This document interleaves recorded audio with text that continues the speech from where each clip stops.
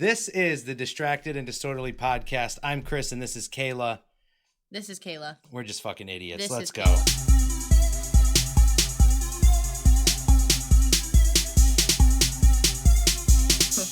Kayla. Okay. Welcome back. I have to get ready. I have to get my face. I have to get ready. It's like swallowing to mentally prepare. Welcome back to Distracted and Disorderly. It's like It's like swallowing a pill. So you ever try to swallow a pill sometimes, and sometimes it's just like it takes you a second to No, I could try swallow pills. It doesn't bother me. It doesn't bother me, but sometimes it'll be in my mouth, and for some reason I can't make myself swallow. It's mental. Okay. It's mental. But welcome back. We're doing a bad movie series. Every few episodes, we're going to dig into a bad movie, have a quick episode about it, go with our thoughts, have a good time with it. I love watching bad movies. The bad movie today was hard for me to get through, but I think Kayla liked it a little better than I did. And you made me think it was going to be way worse than it actually was. It was way worse than it actually was. The movie today is called I Need You Dead, okay? It's called I Need You Dead.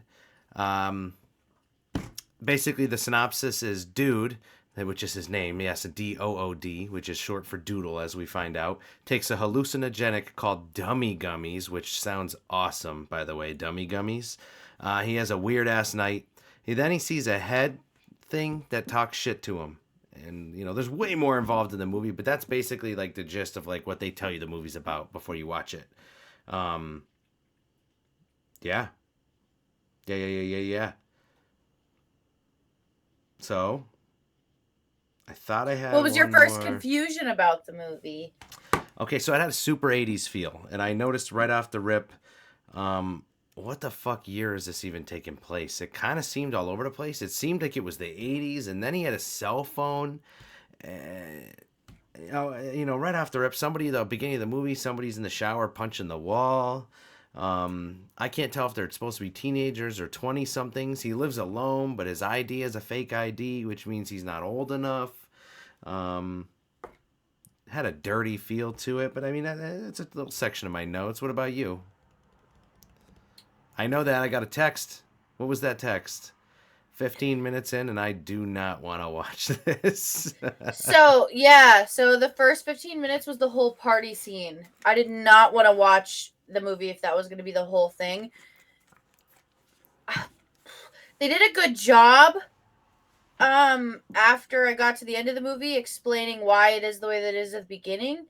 But I hated the whole, we're so high right now. And they're just, terrible commentary between the main character and the girl who was in the band.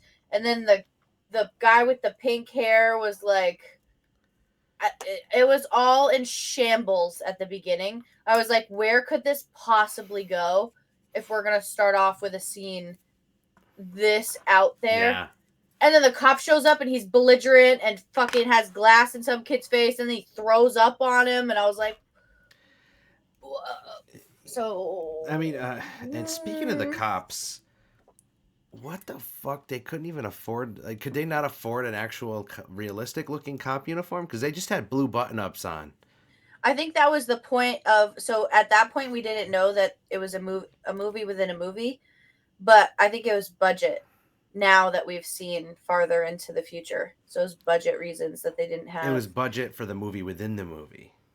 Yes. So it had nothing to do with the first few scenes. I think it was honestly budget because he was already promising people paychecks and not being able to actually follow through with the contract that he signed on with certain people. So I think it had to do with budget because they put a lot of So this is how I looked at it without getting too far ahead. The first scene, now that we know it's a movie within a movie, threw so much money into special effects, right?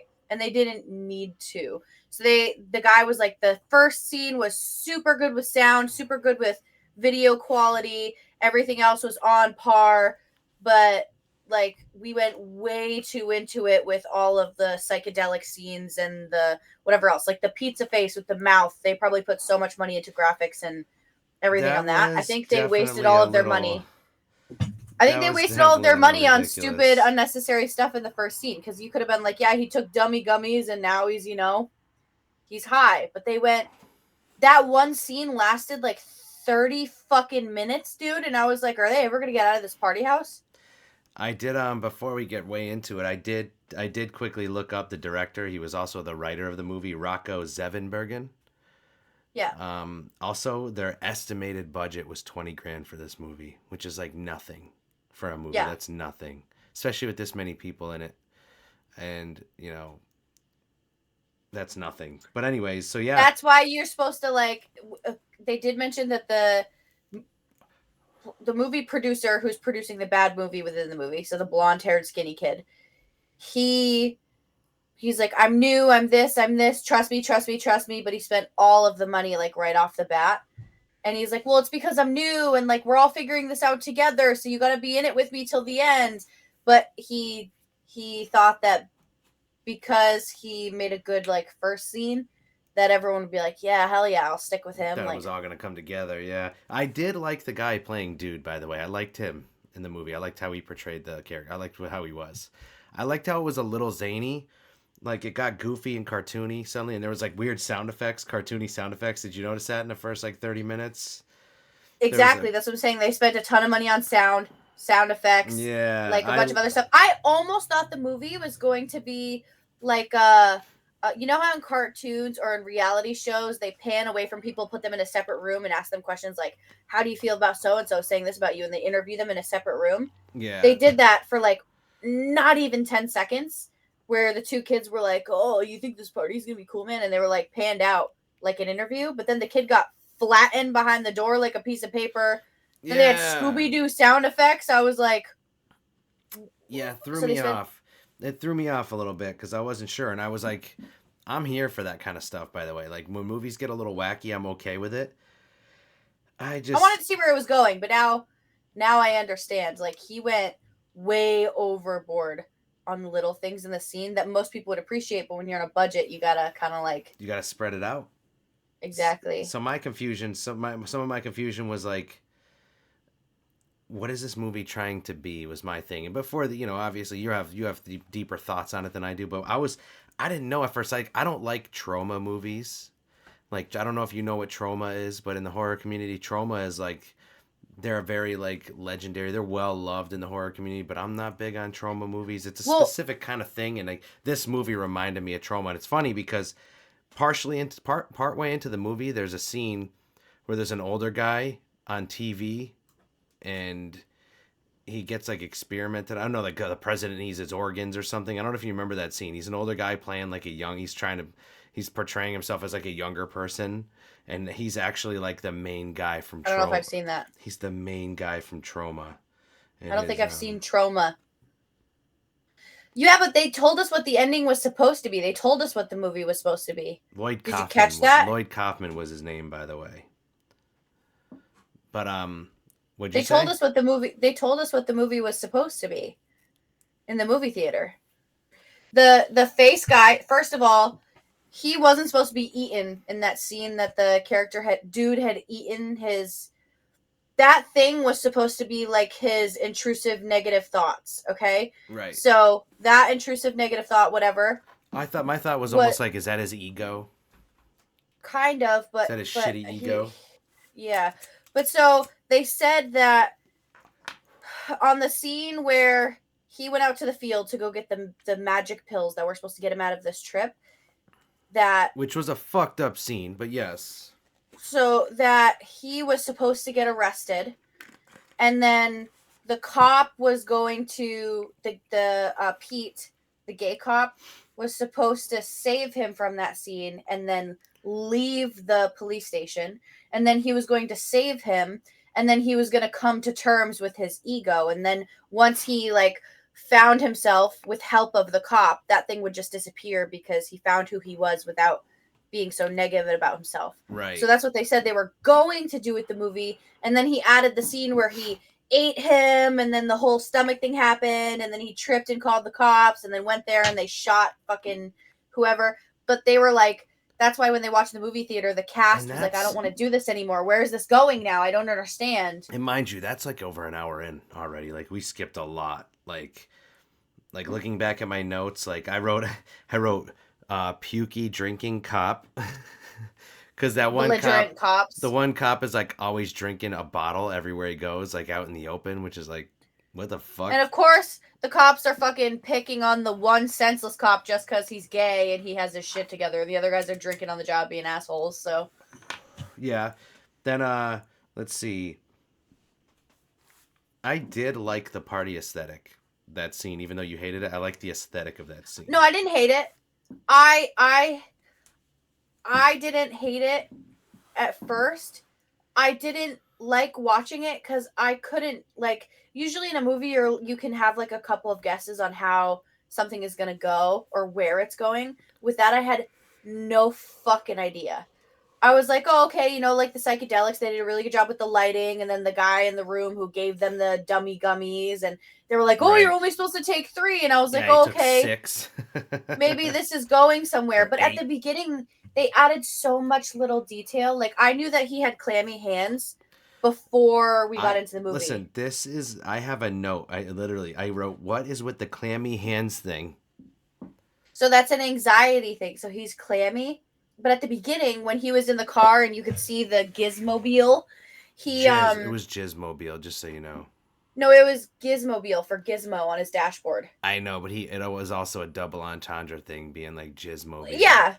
So Yeah. it's both. So yeah, he had Gizmo on his dashboard and he like was touching it to find peace because obviously he has like a childish he has like trauma in his childhood somehow because they had stuffed animals in his room and other childish things around his room that if you like paid attention to his bedroom you'd understand that he had like a weird background. So he like I noticed was his trying to window. His window always had some surrealistic shit going on outside of it. which told a story too, which was really cool. But he put his hand on Gizmo and he went like this and wiped his hands on his pants before he went into the party. Cause like I immediately noticed that he had clammy hands. Like he was anxious before going in. That's what the whole monster thing was for. Cause he was portraying to be this party guy and this whatever. And in reality, he's very sad and like depressed and anxious. And he was pretending to be a certain type of person. That's why he's like, oh, you need to deal with your demons. You're not really this person. Blah blah blah. See, Like I didn't get any of that, and that's why I'm horrible at movies. I go entertainment factor, and then I read about it later. But this is honestly talking to you about it is like reading about it because this is stuff I miss. Like my first thought, I'm 10 minutes into the movie, and I'm like, how much of that shit did he just take? Because I'm having anxiety. Because that's how I look at how it. much of that shit? I've been at parties like that where someone's like, take this, and I'm like, okay. And then you're nervous, and So and you were thinking about like a next thing you know, you're relation. throwing a cup of ice at your own car. But anyways, Yeah, but um, he tried to. That's why he put the sunglasses on because he's like putting his face on for the party. yeah, I thought he was more like fucking too cool, so he kept his glasses on and he was hiding his his crazy eyes. It's called masking. Yeah, So I you get can it hide now. your I get it now that you explain it. Um, the cop definitely weird. said pork on pork action when he came out to him as gay. He's like, when I met my husband, I know, pork on pork action. But when I met my husband, and I was like, what the fuck? He just reached by that. He was like, "Yeah, I'm all set. Thanks." Yeah. And did you notice that when he said he was gay, he got more flamboyant? He was like, hey, I just want to get you home safe. By the way, my husband, when we first met, we were like, yeah, yeah. And I was like, what the fuck? Did he just get more flamboyant after he No, told him? I thought that he was gay when I first saw him because he was very endearing and he had like they tried to portray like when people try to portray gay like quote unquote portray gay they have like a tone or an accent kind of and I hate to say that because that's Yeah, like but a I feel like it got stereotype more after because I picked up on him when they were in being the like, car, right? yeah, suddenly after he said my husband, suddenly he had the more flamboyant, like you can tell now. Now he's just Yeah, like, but and he's I was like, what the uncomfortable at hell? the office, so he has to try to halfway be like, oh, whatever. And then he found a space where he was comfortable and he was like fully like, yeah, Pete, my name's Pete. And he's like, you can call me this. And then he like leaned into vulnerability because he's like clammy hands. He's like, take this baby powder. And he set into his character, which I liked that moment because he really like He was real nice about it. Yeah, he he came was in off his as like, element. I felt like that character and was himself there. that's when I wrote that note. What is with the clammy hands thing? Everyone's talking about his Anxiety. clammy hands. And see, look at that. You brought that to the table. Look Because at the you cop are has anxiety necessary. too. You are necessary on this podcast. I'm And just not just for comedy. And not just for comedy. for dark humor, it's fine. For dark humor.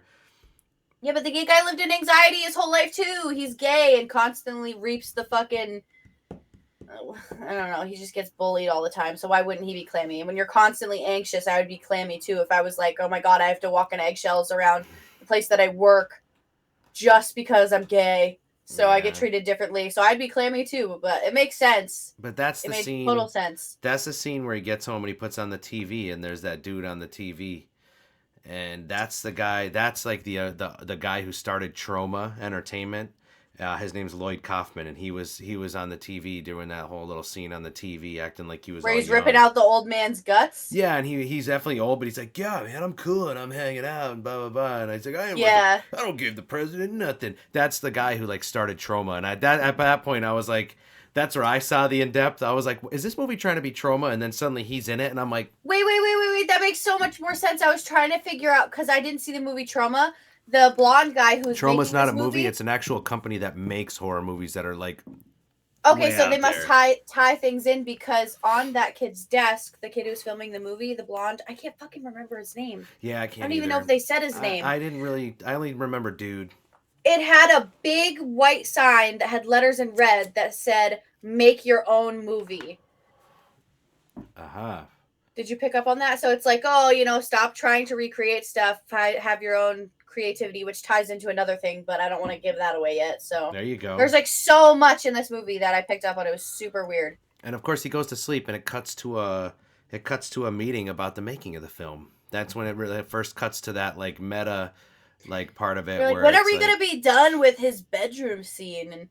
But that part of the movie is a huge turning point, though. So the old guy sitting in the chair represents Hollywood, which is so weird, but it represents Hollywood because when somebody comes to them with creative, like their own artwork, their own creations, they try to nitpick and fine tune and take away and do all of these things, and it doesn't become a fun like hobby for you. It becomes a chore, it becomes stress and stuff too. Yeah, exactly. So he represented Hollywood there, and then the rest of the process represents what a lot of people go through when making artwork or films in Hollywood, which is really sad at the end. So that happens everywhere. It happens to bands. Bands get overproduced to death sometimes. Producers step in and really fuck with their sound, and that's why a lot of bands will be like, oh, our biggest hit, we fucking hate it. That was our worst song. We didn't like that song. And then it's their biggest hit because the producer was like, this is what we're going to do. And then we're going to put all our backing into it and put it out there and fucking, we're going to use this formula. And the band is like, that's not. Yeah, that's because they conform to social norms and they want you to fit in with what's trending so that they can make money off of it, even though it goes against your creative freedom. Exactly. But I noticed that right away. As soon as I saw that, I was like, oh, here's Hollywood coming in, sitting in the fucking chair. I was like, that's cool. Yeah. But yeah, they cut to that meeting and that guy's kind of stifling his creativity and this and that. And that's where you kind of see that he's paying that other girl a little bit more than everybody else. And they're all confused about that, which I didn't really... That was a whole thing on its own. He had like a special contract. That part was weird for me because the guy was talking about... Well, this is where the blonde guy goes rogue. That is the scene of his turning point as a character. As soon as it cuts from knowing that we're in 2 movies now, that's his character's turning point. Yeah. And then also with that girl, she wasn't filmed once in the making of that movie. I didn't see her there at all. Yeah, I don't know what she did. What was she doing? That's another Hollywood reference. You know what I mean? Like, if you know somebody, you know somebody. Because he was on the phone with her investors, and they were like, you better make sure, blah, blah, blah, blah, blah. And sorry, the relationship didn't work out, and they hung up. And then she walks in right after he gets off of the phone with her investors. And she's like, well... are you gonna like give me my paycheck? And she was paid under the table too, not like everybody else. But they also had a contract written up because of her investors. So she wasn't portrayed in the movie, but she was still getting paid well because 1, she's pretty. 2, she had a relationship to somebody that he could use in the future potentially. Right. as an investor, but she wasn't in the film at all. It's kind of like a joke, like, oh, haha, if you know people, you can still make good money, but she wasn't in the movie at all. You picked up Not on that I saw, unless I missed it. everything. I didn't pick up on so much of this. It's like my brain's, it's like my brain catalogs it, but it goes, fucking cares. My brain just puts it over here. And then you talk It about it, was and I'm a like, really weird movie. You're like, oh, that makes sense. That's if weird. I didn't, I don't know why. I just had so much trouble sitting still watching it because it didn't fully grab me in. So I didn't, and I don't It's hyperanalyze a movies anyway, bad but it was hard to sit movie. through. It was hard to sit through. It's actually easier to talk about it because I like hearing your ideas and what you thought about it because it's way to the Yeah. left of what I thought. Because I've that's also had to why analyze too many fucking movies, so it this sucks. is, and this is what Oh, brings me to my next. It's just dogs, folks. Calm the fuck down. it's just Just my calm the fuck dogs. down. Just ignore them. But this is at the point of where he wakes up and there's a cell phone finally, and I'm like, oh. And I wrote this is my next couple of notes. Where am I? Where am I? I tried to Uh, find the timeline. I couldn't. I wrote cell phone. Okay, so it's modern day, and then I Well, was I like, thought it was a BlackBerry at first. It's a fucking touchscreen. yeah, it's a legit. It's current enough cell phone. It's a current enough cell phone to be like it's current, I guess. And then I wrote like then there was another cutscene at that point afterward, which went back to probably what you were talking about that scene also. But then I wrote, this is where the monster comes in. All right. So Wait, the you can't monster. skip the cell phone. The cell phone part. You know what when the gay guy sits at the desk with the chief, or Mhm. not the chief. It's not the chief. The chief is the fat guy who orders the chicken, whatever he is, the sheriff. And he brings out the book, and it said 1969 Vietnam War. And he's got to be like not that far off retired because he still looked super young, like too young to be in that timeline. Does that make sense? So I think this is where his movie within the movie started getting a little directionless, and he was just making it up as he went. well, no, because that yeah, I think that's where he fucked up because this is where little details keep getting missed. I don't think that there is a timeline. I think that he had something in mind, like the 80s, like the beginning with all the psychedelics and whatever else, and then it just went downhill Because because remember, of his production. buddy calls him, and obviously we're jumping ahead, but his buddy calls him, and he goes, "Oh, you got a phone now?" And he's like, "Yeah, meet me here." When the cops kind of force him to, but we didn't get quite get there. This is where the monster really comes in, and my note here, and this is I wrote, I feel like the monster is supposed to represent something, but I'm an idiot. And this is where You didn't write that in your notes. that is in my notes. That is it, right? Unplug, you bastard. That is in my notes. And and that's when I was I like, didn't take notes. I feel like I should maybe have start to. taking You notes. did better than me without taking notes. God damn it. God damn it. Yeah, you did better than me. Then that's where I was like, I really want to like this. It's literally right up my alley, but it's not doing it. I'm not smart. I wrote, I must not be smart enough for this movie. Yeah. I think it's just because it didn't grab your interest. I feel like if you cared about it, you'd pay more attention. But I suppose that the monster is just it's just a bad trip. So that is who he really thinks. That's what he really thinks of himself. The monster. He tries to portray a good image, but because he hasn't settled the trauma and he just like pushes it down, like he subsides all of the feel or tries to subside them. Yeah. But then like it gives away so many terrible details. The monster's like, "Oh, I am you. I'm like your worst thoughts that you think about daily. Like you're using volumizing shampoo, knowing goddamn well you're not fucking styling it. You have a mustard stain on your shirt that you don't know how to get out. The When commercial all it comes needs on is and the guy's like laundry detergent." Yeah. So he's just his thoughts. He's depressed and shit. Yeah, but that's why he's not taking care of himself. But that is where they I don't know how to say this without it sounding so terrible, but that scene is when I realized that he was an addict and that he had a really bad problem, because I know that he took the psychedelics, but at the beginning they portrayed it as just like a little house party. But then you see like the bags under his eyes once he thinks he's out of the trip. You see like the cuts on his chest, but they're not actually there. So there's like thoughts of suicide and thoughts of self-harm, thoughts of this, and then also sitting in that room for as long as he did, which for us was probably like a half hour of that scene, but he could have been there for a week bender, and that's withdrawals, displaying withdrawals, like portraying withdrawals and what, that does to you. That's why when his friend called, or when he called his friend, he was like, you got to have something for me. You got to have a cure, blah, blah, blah. He was so quick to take the pills without knowing what the fuck they were. He thought that instead of getting help, taking another pill will make me feel better. Or like he So it was wanted to like get out away from the withdrawals, and he was just looking for anything to help him get high again. well, maybe, but there's like two different sides of that I see. Like, okay, first of all, if you're high already, never mind, say it wasn't withdrawals. If you're just high already and you're having a really bad trip, I was like, why doesn't this dude take a fucking nap? Instead, his next solution is like, oh, I'll take another pill without even questioning what it is, what it'll do to you, if you'll overdose. Like, somebody who's an addict will be like, just give it, like, whatever it is, help me get out of this bad trip. Any person who was just at a house party trying drugs for the first time, doing whatever, would be like, I can't wait for this to be over. I'm never touching another pill again. Like, I'm never fucking doing any of that. His first instinct was to do whatever. So they represented addiction in that scene. And I was like, there's no way that they did it really well. Like, those weird long pauses. How his buddy like froze him out of going to hang out with them. Remember when they race their cars, and then they pull up and he's like, hey, what are we doing tonight? And his friend's like, it's kind of not like an open thing, and they kind of just ditched him. Yeah, so you see that twice though, because when he calls the girl and she doesn't answer right away, he like has the earphone ringing from after he ate the demon, because he stuck the wires in his ears. That's not actually happening, but he's like, everybody fucking hates me, nobody cares, and he throws his phone after she didn't answer right away, but she calls him back immediately. He doesn't see it. Yeah, so he's like resorting to cutting, even though he didn't actually cut himself. He's thinking that he's like gouging into himself.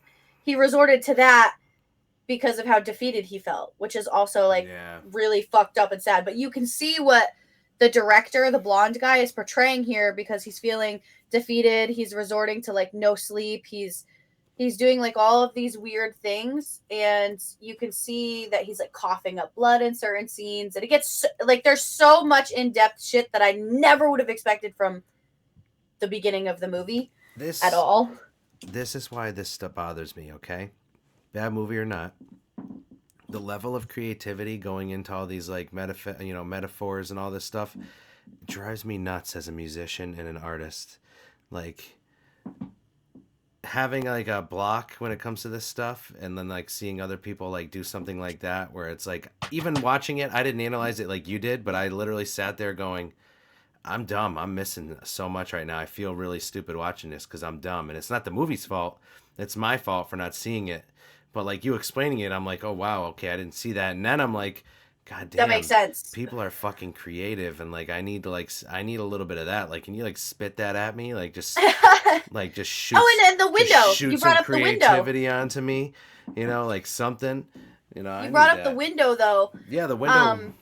That has to do with the bender that I brought up, I think, because he's like obviously on psychedelics, but the background changes with every I don't want to say every scene, because they kind of made the scenes split up into, I think, like 6 different pieces or whatever. But the bedroom scene was especially long, and it changed from night to like pixelated to day, and also and there was, his like, contacts some crazy were gone. Shit going on out there, and well, the swirly contacts that he had in the beginning, which were a really nice touch, were gone. That's why he thought he was done. Like because in his good trip, he had like, oh, this is so much fun, whatever, and then it turned around when his friend rejected him. Then he resorted to food, which is also another, like, either you're just high or you're really sad. And then your burger turned into fucking Teeth Man over there. That was weird. Yeah. So he didn't end up eating. But that's when, like, the little weird thing crawled out of the sewer and was like, I'll be your friend. Even though I am you. I'll be your friend. Take me home with you. So much I missed. Like, it's like you wish every bad movie would have something like this, but the next one we watch is not going to be like this. It's going to be like... I don't know. I wasn't expecting it from this movie. I to be honest, it looked bad, but like before I watched it, I didn't do any like real research, but I like to IMDb it and look at the synopsis and just check the rating. This movie has a rating of like 7.4 on IMDb. I saw 3.5 out of 5 on a lot of articles too. Which is really good for a movie with that kind of budget. That's like, I want to be accurate with this. I'm going to bring it up again real quick. Yeah, there's so much more that we didn't even get into that I was like super shocked. Watching this irritated me. 7.3. A 7.3. How many reviews did it have? Probably thousands. This was actually made recently too, wasn't it? It was 2020s. It had like at least it had 22 reviews. She just left everybody. She's gonna come back. I just wanted my water. She's getting her water. Water. But 22 reviews and it has a 7.3, which is great. But like again, I'm stupid. I'm stupid when I watch movies. You know? Yeah, but that's why we talk about it, because that's what happens. But this is where we're 2/3 of the way through, and the drunk cop decides he's going to do a sting operation. This is where the movie really starts to decline, because everyone is leaving, by the way. Yeah, because in the movie within the movie, the behind the scenes of the movie in the movie, yes, he is losing people that work on the movie that he's making. So the movie you started watching is a movie being made by another part of the movie that we see, which is like the people making the movie that we're watching. And he is losing budget from the investors because they don't like where the movie's going, and he's not conforming to the studios, I guess. And then he starts losing stuff. He loses the sound production. They don't even have real gunshots for the guns. It's like, well, wait, before that, so when the girl left, the one that wasn't even in the movie, yeah, did you notice that that's the when next everything went scene down. after that? Well, did you notice that the next scene after that, they all had a purple outline on their body? No. So they had like a purple haze, and so this is so weird. The part where he's like walking through the woods and he's all like fucked up, but he's still fully clothed.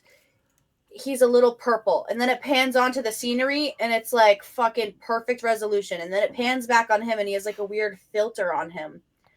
So that's when it like first starts to be like a little weird with the camera stuff. And then it literally at the end of that it's like scene, their B-roll was really good because it was B-roll from that they took stock footage from somewhere, but then like their footage was bad. but they lost the investor, so yeah, that's I just thought about that. I didn't think about that when I was watching it. So I noticed it because I noticed a purple haze around his body when they were looking at him directly, but then when they were looking at the scene, it was perfectly clear without any people in it. And I was like, oh, this is weird. Like from his point of view, everything looks perfectly clear. But then when it's panning in on him, he has like a purple shadow on his left side. It was super strange. And I was like, okay, that's a little weird. And then the gunshots were normal when the gay cop shot the other fucking cops because they were like, we're going to get violent and, fuck this kid up. And he like has a weird sentimental attachment. Like the gay guy has a weird sentimental attachment. Because he knows he's not a bad person and that he's just lost. He felt bad for him. It's almost like a thing for drug addiction. It has multiple things, but the drug addiction part, that stood out to me because it was almost like, remember he was like, he's sick. We have to help him. We can't just like, kind of portrays the fact of like how people just say, fuck drug addicts, let them die. But that's when you also see that it's not actually like a monster thing because at first so it's a false narration at first because when you see that his contacts are gone, he's like, oh my God, this is a real monster. Nobody else has seen it. He's home. He's like alone at this point. Yeah. So watching a horror movie, you think that if this is a real monster, and then you finally see in this scene where he's on the grass with the cops that he's tripping balls. But you don't know that until you get to that scene, which is super late to figure that out, which is the false narration is really really bad. I think you find out when he's on the phone that you're like questioning it, but then it confirms it when the black goo is dripping and the other kid's like, what the fuck, bro? What are you doing? Yeah, but the other dude didn't see any black goo. Yeah, but you didn't notice that there was a false narration until how long into the movie was that? Yeah, at this point I was more like, what is the deal with the goddamn cops in the police station? They didn't even try. They didn't even try. I could put together 3 guys in a cop uniform at a fake police station probably tomorrow. And then this movie, it was like they all had like, they were just like casually half unbuttoned blue blue button ups. And they're just like, yeah, I'm a cop, yeah. And it's like yeah.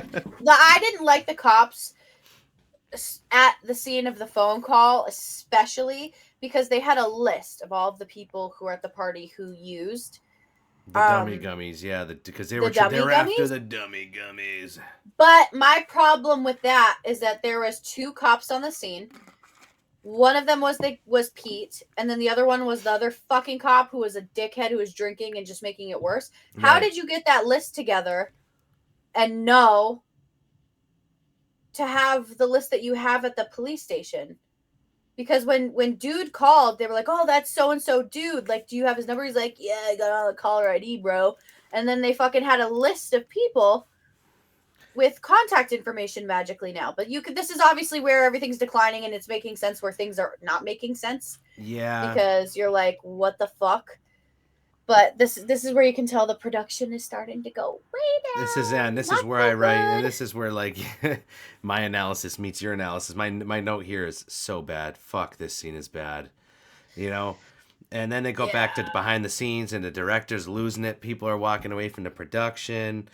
Then the movie is suddenly about a cop who just kills other cops because he's just in that hallway like, you should die. Sit there and Well, scream, bah, bah, bah. And he's like shooting the other cops. He shot the but girl. He made the girl scream. the reason that it's so bad though is that because the director I'm just gonna keep calling him the blonde skinny kid because the blonde skinny kid is the director of the movie within the movie. Yes. um he starts to sink in with the depression is really hitting him. The I think drug abuse because he's portraying it in the movie, but they're not showing it in reality. Mm-hmm. So I'm assuming that he's telling his story through the movie without having to literally show the audience, us, what's going on. Right. He rejects the girl, even though they were like super close, like fuck buddy best friends. And Yeah. yeah, so he rejects her, and that's when you're like, whoa, Well, dude, you like also chill out. find out that like she's the one who pushed him to make the movie. She didn't push him, she encouraged him. It was Well, a yeah, positive yeah. thing at It first. was. It was. It wasn't like But a push. Like it was a dream he had, and she was like, "You should do it. Just do it." yeah, but but he fell off the fucking deep end because everyone around him is making him feel crazy. So like instead of them being Hollywood, if they were like, "Oh, that's a good idea, man. Let's see how it goes. If we need to, we can reshoot it." They were all like, "That's a fucking terrible idea.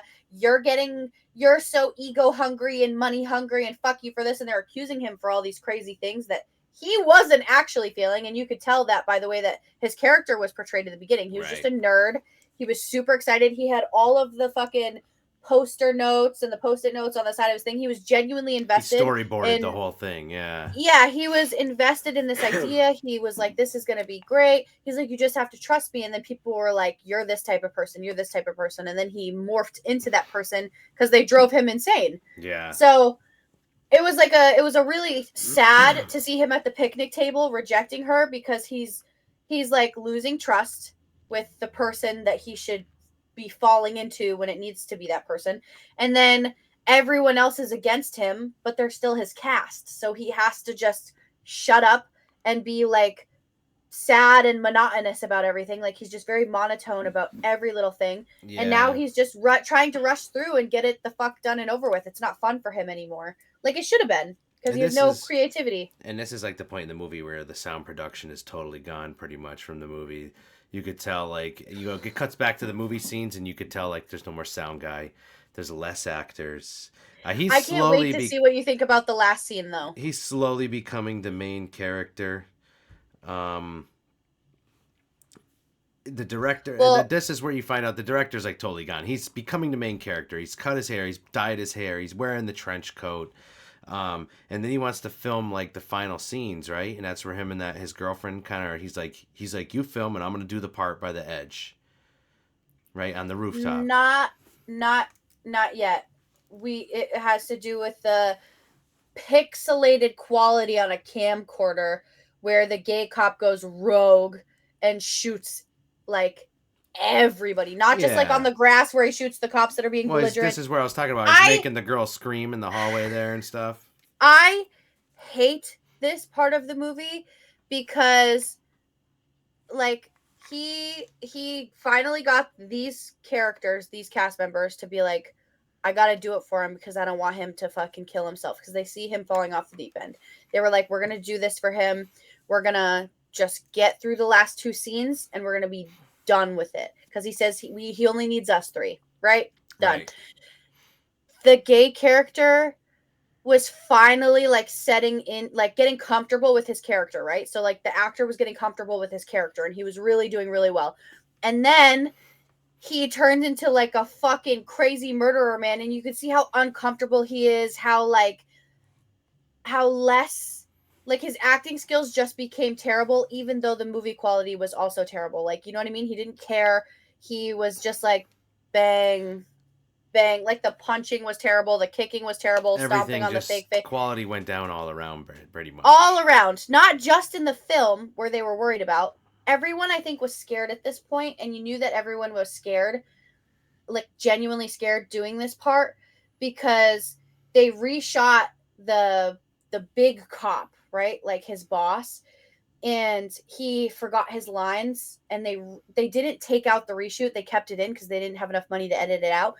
And he, like, the blonde kid screamed his line to him. He's like, blah blah blah, like, God, get it. And so he like, as a strong character, not the cast member, but as that person portraying the cop as a strong character, he was very timid in that scene. And you can see that everyone's just like, I can't wait to get out of this guy's crazy. And then it just, like, the girl who he was screaming at the whole time, who was covered in blood, and like, where did she come from? Why is she here? It's because they ran out of cast members. They had nobody else to shoot. So they added something to make it was like so out of scary. nowhere. Yeah, it was so out of nowhere, and I was at this point I'm fully confused and I'm half checked out because I'm like, the movie is almost 2 hours long, mind you. It's almost 2 hours long. It's portraying his life falling apart. Yeah, so like an hour in, I'm like, oh my God, I can't do this anymore. You know, and like I said, love this last part. I'm enjoying the movie more talking with you about it and hearing what your thoughts on it, because your thoughts on the movie are better than the fucking movie, honestly. But that's where we get to that's where we get this. Is it time for the rooftop part? No, you skipped a whole scene in between before he did the rooftop, because they had 3 scenes. So the kid, the main character, you just watched it, and I watched it yesterday. So refresh me.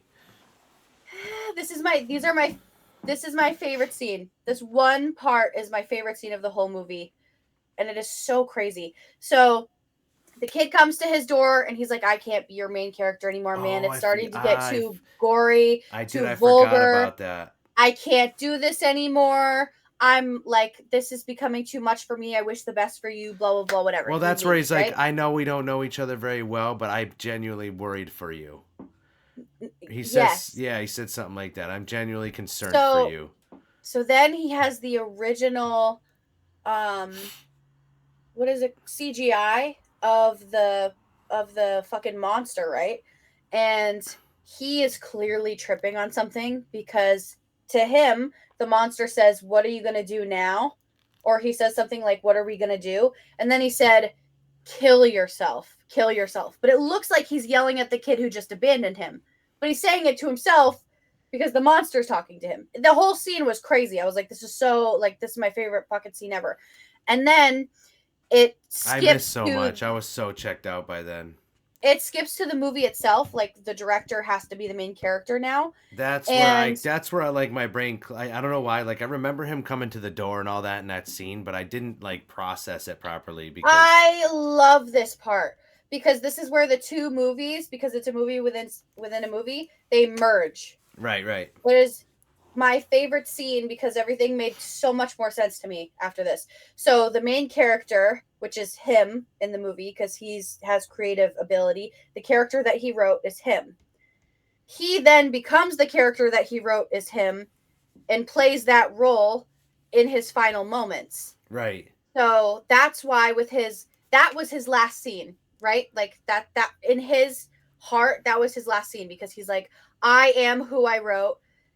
And then he tried to tell the girl that he needed to do one last scene, but that was going to be his life. Kill yourself with the CGI monster thing.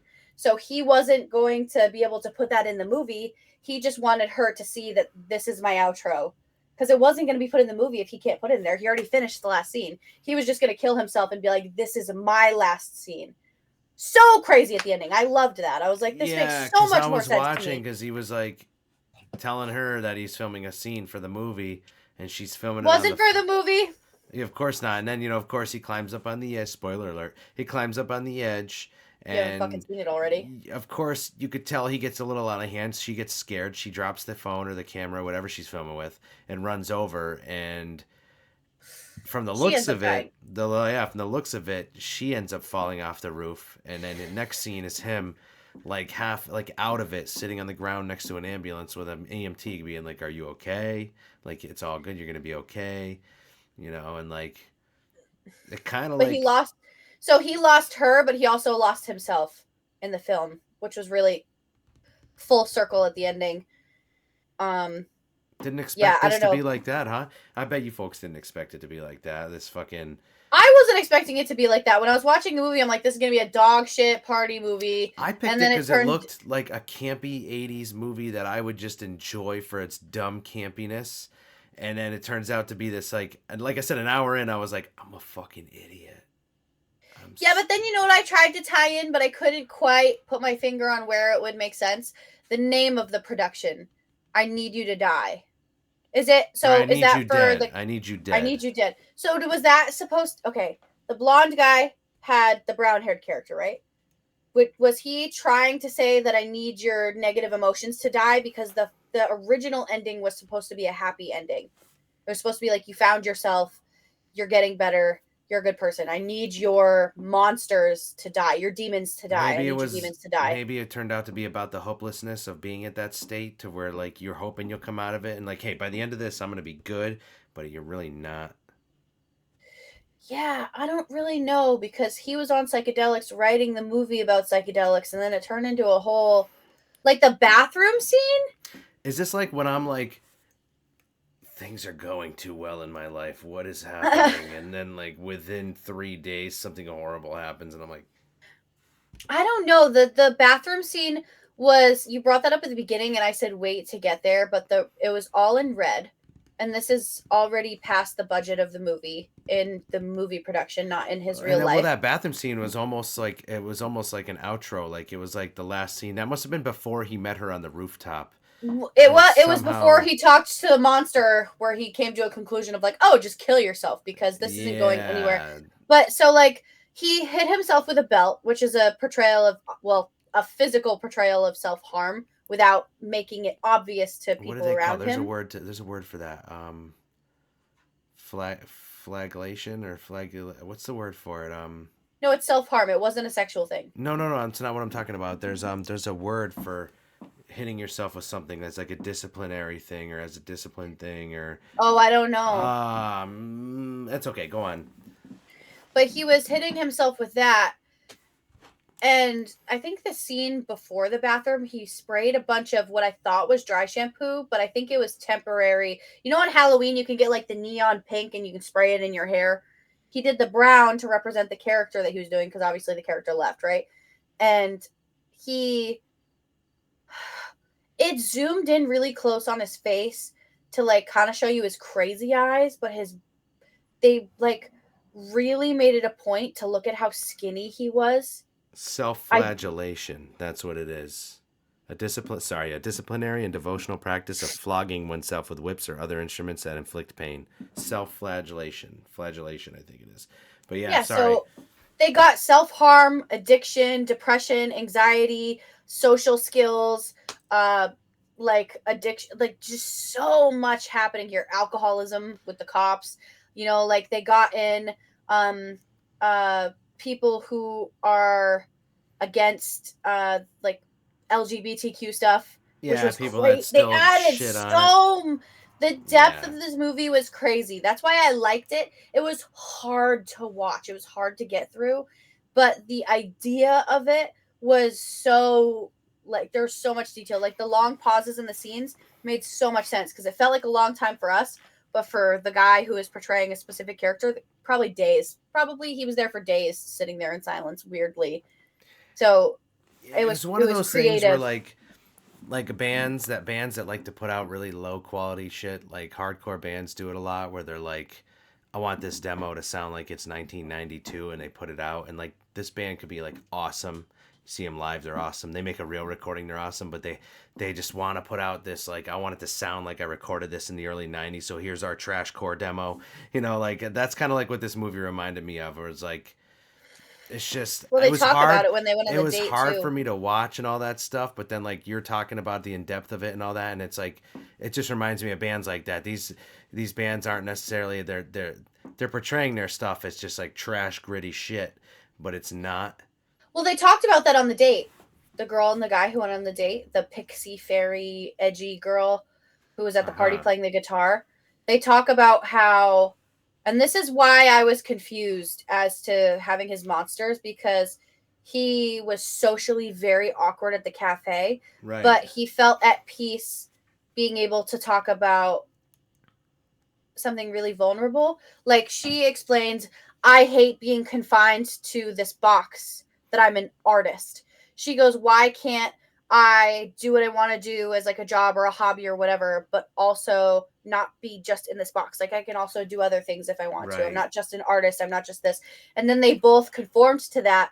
I thought it was really cool that he beat up his demons with his notebook. Okay.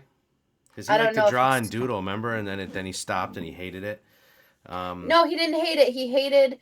He hated Well, I think the depression that came along with it. well, I think part of it too is like when you get into those modes, you don't do the things that you have a passion for anymore. You stop doing stuff like that. Like, Well, he beat up his demon with his passion because he yeah, was like, I doodle, I do this, and she like jokingly made fun of him, but then was like, no, I think that that's awesome that you do that. He killed his negative thoughts with his passion, which was what I loved about that scene. His notebook was his passions, and he killed his demons with his passions, even though they were ruined, and you might have to start from scratch. But at least you killed your demons along the way, and now maybe you can right. be something more from this, which is So weird. we'll wrap we'll Crazy. wrap it up, which gives me an idea. Like, I think this movie series is going to be called Bad Movies with a question mark, and then now that it's the end of the first one, which I don't know if I could recommend this movie. Like after hearing Kayla talk I about it, don't. if you want to like really analyze a movie and like do that, yeah, sure. But if you're not like a movie analyst or you're not really looking at that deep, don't watch this. Not for you. Don't.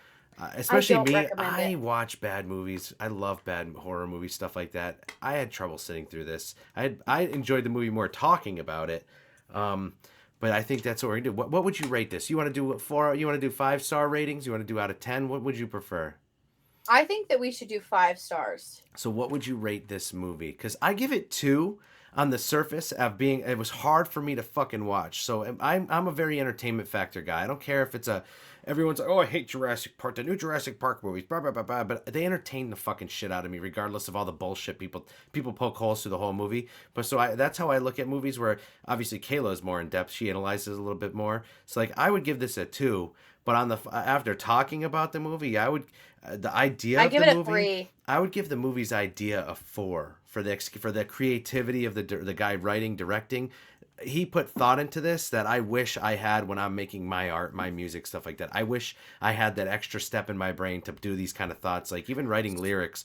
Like this I guy would did give it a enough. 3.5 though, because just from two people watching the movie who had two very different consensus from this movie, our consensus was completely different. I Yeah, give it a 3.5 out of 5 because I think that if you're not really looking to sit down and analyze a movie and you're just looking to sit down and watch a bad movie and be like, ha, that was awesome, this is a bad movie, instead of racking your this brain, ain't that movie. Yeah, I can't do that with movies. I have to overanalyze everything, and it's really annoying. I'm like an annoying person to watch movies that's with. not a bad thing though. That's not a bad because I'm the guy who's reading about the movie while we're 10 minutes in, and I'm like, huh, okay, Yeah, all right, all right. but I think that as somebody who doesn't like, for somebody who didn't analyze the way the movie that I did, if you're someone who's watching the movie like Chris did, you know that you're supposed to be picking up on something, but it's so hard to pick up on it because You're it's not not. watching that. You're watching. I'm watching for Yeah, stupid shit. I'm watching for fun shit. I'm watching for horror shit. But that's where my brain is like, you're missing a bigger picture, you I give it a dipshit. 3.5. But I'm glad that we talked about it, though, because maybe you appreciate the movie more. I do actually now. I'm never gonna rewatch it. It was hard to watch, but I do. I'm never gonna rewatch I it do either. appreciate it. Like the movie was I Need You Dead. It was on Tubi. I like Tubi now. I don't care. People shit on Pluto and stuff like that in Tubi, but I don't give a shit. It's like, oh, I didn't mind the I pay ads, for actually. Netflix, you Tubi loser, poor people. But it's you know what? There's a lot of good shit on those channels, and yeah. So this is the start of our bad movie series. Every few episodes, we're gonna do a bad movie. Obviously, we want suggestions. I reached out on Facebook, Instagram, and I got some good suggestions. I don't know. There's some, I mean, we might have to watch something a little less in depth for this next one, a little more lighthearted. But we're gonna discuss that. We're gonna do some other stuff. We're gonna do some other stuff for a couple episodes, and then we'll come back to the bad movie series. Maybe this is the part of the podcast you like, and you come back for this. I don't know. I don't know. Obviously, follow us on the socials. All you gotta do is look us up, Distracted and Disorderly. Distracted and Disorderly podcast, that kind of stuff. We're on TikTok, Instagram, Facebook, YouTube, X. Yeah, I was just gonna say X. Do whatever the fuck that shit is. Yeah, thank you for watching. Thank you for listening. Anything from you? I just hope that they liked it because I probably fucked everyone's brain up throughout the process. No. With that being said, don't watch it. Thank you for joining us. Have a good week. We will see you again soon.